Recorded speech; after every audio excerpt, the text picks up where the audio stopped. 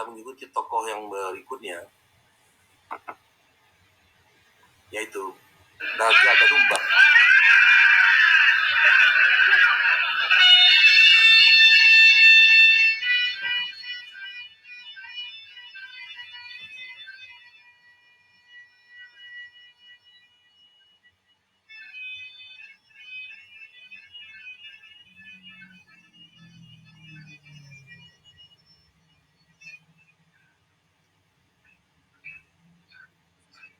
Kita sudah mendengar kesenian khas dari Mandailing, gondang sapi. Kita ceritakan adalah tokoh Mandailing yang sekarang berada di wilayah perbatasan Sumatera Utara dan Sumatera Barat, yang dihuni oleh sebagian besar suku Mandailing dan Batak.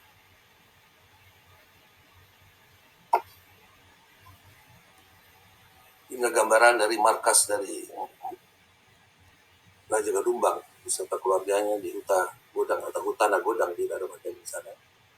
Dan oleh gubernur saat ini sudah direkonstruksi ulang sehingga bentuknya sedemikian. Siapa Raja Gadumbang? Ia adalah anak penguasa Hutana Godang, menjadi kolaborator kaum putih awalnya, yaitu dengan kasih gelar Tuanku Mandailing, yang mendakwahi masyarakat Tapanuli, yang termasuk daya negerinya Mandailing, Tapanuli hingga Angkola, bahkan barangkali hingga ke Tanah Batak. Namun karena peristiwa tragis, ia harus membalas malu keluarganya, sehingga menjadi musuh besar Patri, bahkan jadi komprador andalan Belanda. Karenanya dia mendapat penghargaan dan diangkat sebagai regent atau bupati Mandailing. Namun setelah dia meninggal, penerusnya itu dua orang adiknya dikecewakan Belanda. Karena bagaimana sifat Belanda aslinya keluar, yaitu ingin menguasai dan menghapus adat istiadat lokal, ketentuan adat istiadat lokal. Ya, akhirnya dua penerus Raja Gadumbang ini ditangkap Belanda dan diasingkan. Jadi kejadian tipikal sekali dengan pahlawan-pahlawan kita yang lain. Coba kita bukakan gimana kisah hidup dari Raja Gadumbang secara ringkas. Dia terlahir sebagai anak penguasa Hutana Godang. Awalnya menjadi kolaborator kaum putih yang kemudian disebut Patri untuk mendakwahi masyarakat Tapanuli. Sempat belajar Islam pada Tongki Mambonjol. Namun karena peristiwa tragis, Raja Gadumbang membalas malu keluarga atas tindakan Tuanku Mudo yang ternyata salah seorang anak Tongki Mambonjol. Tuanku Mudo Banjol artinya. Tuanku Mudo Alan Panjang, Patri Alan Panjang, yang ikut ekspansi ke selatan. Yang akhirnya Raja Gadumbang ini menjadi komprador andalan Belanda, ikut terlibat dalam penyerangan Rau dan Bonjol, Patri Rau dan Patri Bonjol. Namun akhirnya akhirnya setelah dia meninggal juga keluarganya atau dua adiknya diasingkan ke Belanda karena melawan Belanda. Sehingga di sana juga terjadi perang melawan Belanda. Mungkin di bekas bangunan rumah godangnya mereka itu terdapat peninggalan yang menjadi bukti perlawanan mereka terhadap Belanda. Siapa Raja Gadumbang kalau kita lihat dari silsilahnya? Ayahnya adalah Raja Junjungan I. Mereka anak Raja Junjungan I ada 6 orang. Ada Sultan Raja Gadumbang ini adalah anak kedua. Dia ditunjuk sebagai penerus ayahnya. Kemudian yang ketiga adalah Sultan Mengkutur, penerus dari Raja Gadumbang setelah Raja Gadumbang tewas. Kemudian nomor 4 adalah Sultan Mompak. Beliau adalah kakek buyut kandung dari Basrah Lubis yang pernah jadi bupati di Pasaman atau Kabupaten Pasaman. Nomor 5 adalah Sultan Naperas yang juga lanjut daripada Raja Gadumbang yang juga ikut diasingkan Belanda ke Ambon. Mereka punya satu orang adik perempuan yang namanya Ngol-Ngol.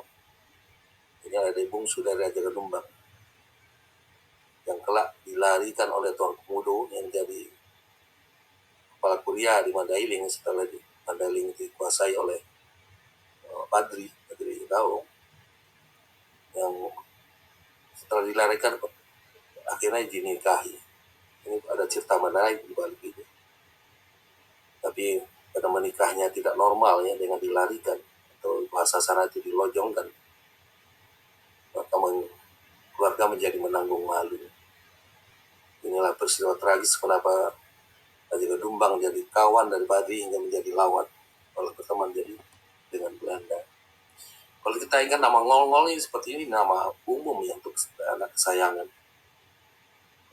Di buku Tuan Kuraunya Mop, yang Menara Onggang Perlindungan, yang dikatakan Tuan Kurau itu adalah Pongki Nangol-ngolan. Nggak tahu dia pengarang atau nama Ngol-Ngol itu nama umum. Di Mandailing juga ada nama perempuan oleh. Mari kita lihat momen-momen penting dalam kehidupan Raja Gedumbang. Ya, lahir di Nuta dan Bodang lebih kurang tahun 1800. Pada tahun 1820, Padri melakukan ekspansi ke Mandailing. Ya, sebelumnya itu ada gerakan-gerakan dakwah yang bagi Manggarai dikatakan dakwah itu malah perang, atau malah dikatakan melakukan genosida dan sebagainya. Tapi yang adalah yang tercatat di 1820, memang Kompadri melakukan gerakan ke daerah utara, ke Mandailing. Tapi ini dalam rangka mengamankan ekonomi mereka. Karena di selatan Belanda sudah menguasai Minangkabau dan akan merangsek ke utara. Maka mereka tadi justru merangsek ke utara untuk mengamankan daerah-daerah pelabuhan untuk menampung kegiatan perekonomian, yaitu Pelabuhan Natal dan Air Bangis. Saat ini Air Bangis masih di wilayah Sumatera Barat. Pada 1825, dalam status masih sebagai tuanku Mandailing, beliau berangkat ke Bonjol dengan misi untuk membawa kembali adiknya pulang, yang dilahirkan tadi oleh Tuanku Mudo. Ya, mungkin alasannya adalah alasan manusiawi, ayahandanya sudah tua, rindu pada anaknya barangkali. Nah, di sanalah ia bisa melihat apa yang terjadi di internal Padri. Nanti kita ceritakan lebih detail apa yang terjadi tahun 1825 itu. Hingga tahun 1830 sampai 1833, ia membelot ke pihak Belanda dan menjadi komprador andalan, hingga banyak diberikan penghargaan oleh Belanda karena jasa-jasanya membantu Belanda dalam menghadapi serangan Padri. Naasnya lah tahun 1835 beliau tewas ditembak oleh Raja Kondo, salah satu tokoh Padri, di Salibawan yang dekat dengan Seluruh Kaping. Pada saat disergap dalam perjalanan menuju Bonjol, ya. Pada saat itu Belanda membawa Raja Gedumbang dan pasukannya ke Bonjol untuk melumpuhkan Tuanku Imam Bonjol. Ya, namun sampai tahun 1835 ini Belanda belum berhasil untuk melumpuhkan Bonjol. Tapi Raja Gedumbang sudah kadung tewas di sana. Nah, kita lihat apa yang terjadi tahun 1825 tadi. Saat ia di beberapa buku dikatakan belajar di Bonjol, Raja Gedumbang ditugaskan oleh ayahnya untuk mengatasi aib keluarganya, yaitu anak gadisnya yang dilarikan oleh Tuan Komodo, perang Padri Lembah Jalan Panjang saat itu. Kemudian ia berangkat ke Bonjol dengan misi membawa pulang adik perempuannya tersebut, yang namanya Ngongol. Sesampai di Bonjol, Raja Gedumbang mendapatkan adiknya selamat, alhamdulillah. Namun sudah dalam status istrinya Tuan Komodo, anak Tuanku Imam Bonjol. Ya, waktu dilarikan itu umurnya kira-kira 12 tahun, barangkali belum balik ya. Jadi masih dilarikan ke Bonjol, kemudian setelah dianggap layak untuk sebagai maka dinikahi oleh Tengku Mudo yang kepincut padanya. Sementara si Tengku Mudo ini ya, pada tahun 1832 malah diangkat oleh Belanda jadi Regent di Bonjol dan rangka membujuk Timong Bonjol. Selama di Bonjol, ia memanfaatkan untuk mempelajari Islam secara lebih intensif. Dan dimanapun perjalanan dari Mandailing ke Bonjol itu tidak sebentar, jadi kalau sebentar juga berada di sana sangat disayangkan. Bisa jadi dengan kuda pun bisa seminggu baru nyampe. Kalau sekarang sih kalau naik mobil 2 jam sudah nyampe antara Mandailing dengan Kudus dengan Bonjol. Nah, dia mempelajari Islam secara intens di markas Padri. Kejadian ini oleh sebagian penulis sejarah dikatakan bahwa Raja Gadumbang pernah belajar di Bonjol. Patut diduga saat berada di markas Bonjol ini, Raja Gadumbang menyaksikan suatu kejadian di mana Datuk Rangkai Besar dan Kali Baginda yang sempat ditangkap oleh Padri Bonjol saat mereka berdagang keliling, lalu diinterogasi di hadapan Tuan Timong Bonjol untuk mempertanyakan di mana sebenarnya emas pampasan perang itu. Karena emas itu adalah milik istrinya Tuanku Mudo saat itu, sedang jadi istrinya Tuanku Mudo. Tentu harga diri juga dipertimbangkan dalam ini kok. Istrinya petinggi Padri Bonjol kok bisa dirampas hartanya walaupun saat itu saat perang. Yang menurut Tengku Kali sudah diserahkan ke Tuanku Rau melalui perantara. Namun Tuanku Rau merasa tidak pernah menerima. Ya ada kemungkinan ini permainannya si pengantar.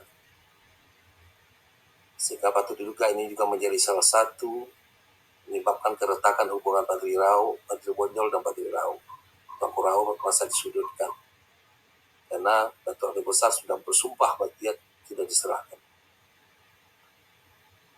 Sehingga dalam ini Raja Gadumbang yang berada di sana terjadi pergumulan batin dalam dirinya melihat adanya pertikaian internal Padri. Di samping simpang siur berita tentang sepak terjang Belanda yang sudah menguasai Minangkabau atau Darek dan bahkan sudah masuk ke Natal dan menguasai Natal yang sebelumnya sempat diserang oleh Padri Bonjol dan Padri Rau.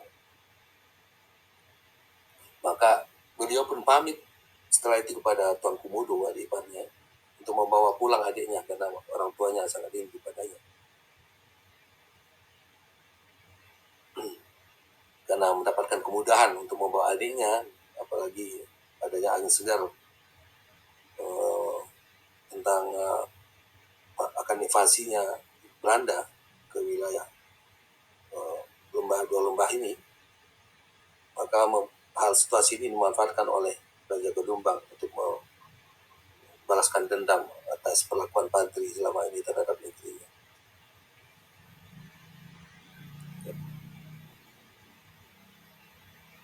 Dan dalam beberapa kali penyerangan terhadap Rau maupun terhadap Bonjol, Raja Gadumbang membawa pasukan yang ribuan. Karena jasa-jasanya itulah dia diberi penghargaan, bahkan diangkat sebagai Regent ke Mandailing. Namun naasnya itu dikatakan tadi 1835 dalam satu misi ke Bonjol di perjalanan mereka sudah dicegat dan Tuanku Gadumbang tewas tertembak.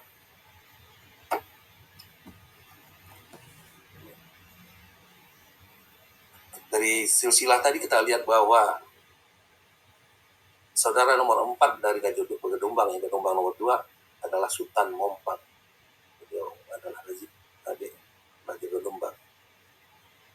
Sultan Mompang ini mempunyai cucu Sultan Naga Besar dari anaknya Raja Junjungan II.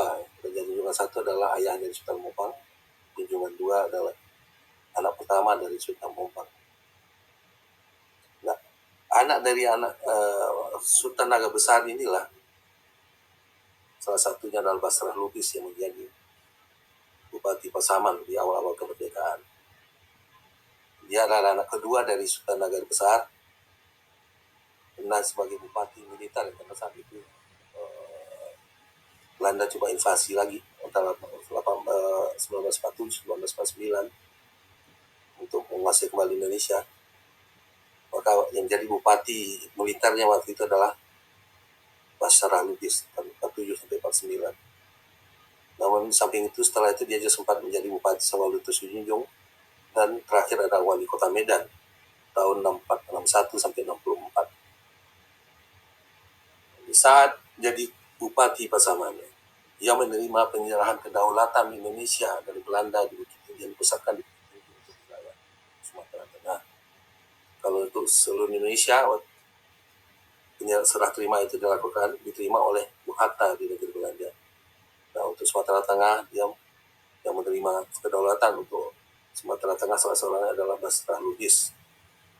Karena wilayah Pasaman itu adalah gerilya dalam itu. Untuk Sumatera Barat, sedangkan untuk Sumatera Utara adalah Mandailing. Maka bersama Mr. Nasrun, Muhammad Nasrun tadi yang jadi gubernur Sumatera Tengah, yang adalah keturunan Tenggak Lima Bojol,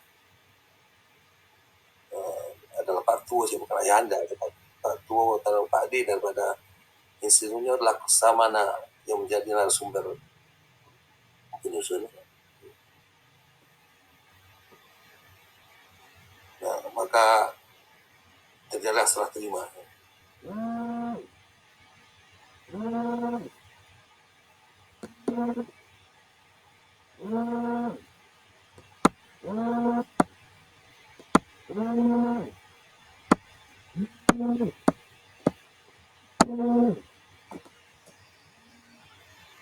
Anda lihat bahwa yang mewakili Pasaman adalah Basarah Lubis, dan mewakili Provinsi Sumatera Tengah adalah Mr. Nasrun yang keturunan Tuanku Imam Bonjol. Kita lihat lebih detail siapa Raja Gadumbang. Sejatinya dia berasal dari keluarga pejuang, mulai dari pejuang negeri kecil, tanah goda, hingga kabupaten, bahkan tingkat provinsi dan nasional. Selain itu, Raja Gadumbang di ketokohannya disejajarkan dengan tokoh pahlawan nasional lainnya. Dan disejajarkan dengan Toki Imam Bonjol dan Pangeran Diponegoro dan lain-lain. Tapi anak keturunannya kelak juga memegang peran dan jabatan penting di Sumatera Utara dan Sumatera Barat. Mana generasi ketiga dari Raja Gadumbang ini ada kakak Basarah Lubis yang bernama Parluhutan menggelar Raja Junjungan III, sempat menjadi gubernur Sumatera Utara periode 60-65. Yang sebelumnya ia sebagai bupati Tapanuli Selatan. Basarah Lubis sendiri sudah dikatakan ada pernah menjadi bupati Pasaman. Ada yang nomor 3, Torang gelar Raja Gadumbang II, itu adalah ex-kapten ya pada perang kemerdekaan, juga gugur di Padang sehingga dimakamkan di Taman Pahlawan Padang. Adik yang terkecilnya adalah yang nomor 4 adalah Raja Maulana Lubis. Masalahnya sudah jadi nama salah satu jalan di Medan, adalah ex-kapten Angkatan Laut yang gugur di Medan dan dimakamkan di Taman Pahlawan Medan. Sehingga dengan cerita ini kita bisa berikan berdasarkan hipotesis tadi, kita buktikan bahwa Toki Bonjol memang ilmuwan Islam. Karena gelar Malin, Peto, Syekh, dan Tuanku. Dia ada panglima perang, sebagai gelarnya dengan Tuanku Mudo sebagai panglima perang Padri wilayah Lembah Lan Panjang masa itu. Dialah pendiri Bonjol. Tidak ada kota Bonjol kalau tidak ada Tuanku Imam Bonjol. Karena markas Padri adalah sebagai cikal bakal kota Bonjol saat ini. Dalam mendirikan benteng, dan kemudian benteng berubah jadi kampung, dialah yang memimpin negeri Bonjol hingga diangkat jadi imam besar dengan gelar Tuanku Imam Bonjol. Negara Indonesia pun menganugerahinya gelar pahlawan nasional pada tahun 1974, dan ternyata beliau adalah keturunan dari Sunan Giri, Raja Wali Songo, dan dari pihak ibunya adalah keturunan Raja Ibadat dari Pagaruyo.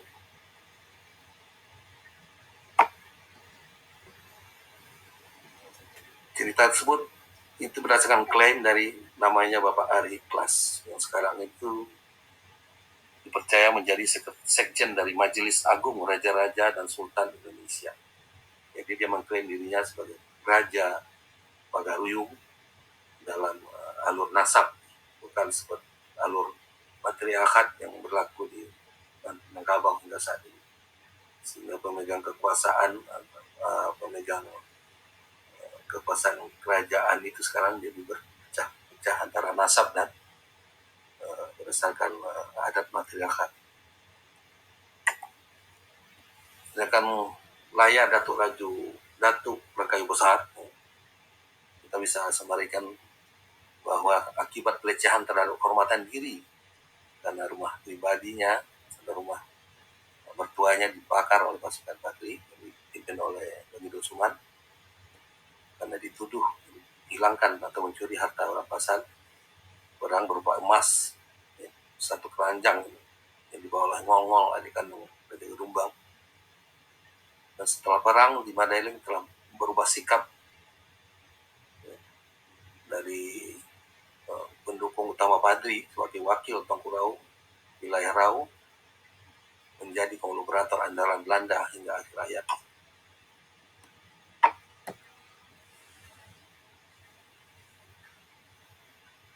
Hingga bagi Pasaman yang bermoto Saiyu, maka disebutkan Pasaman itu ranah Saiyu dari citra tadi, dan Rau adalah tanah bertuah. Di bab 7 ada saya, di buku itu saya ceritakan apa alasannya disebut tanah Saiyu dan kenapa disebut Rau tanah bertuah. Pada zaman Padri itu tidak ada kawan yang abadi. Ya.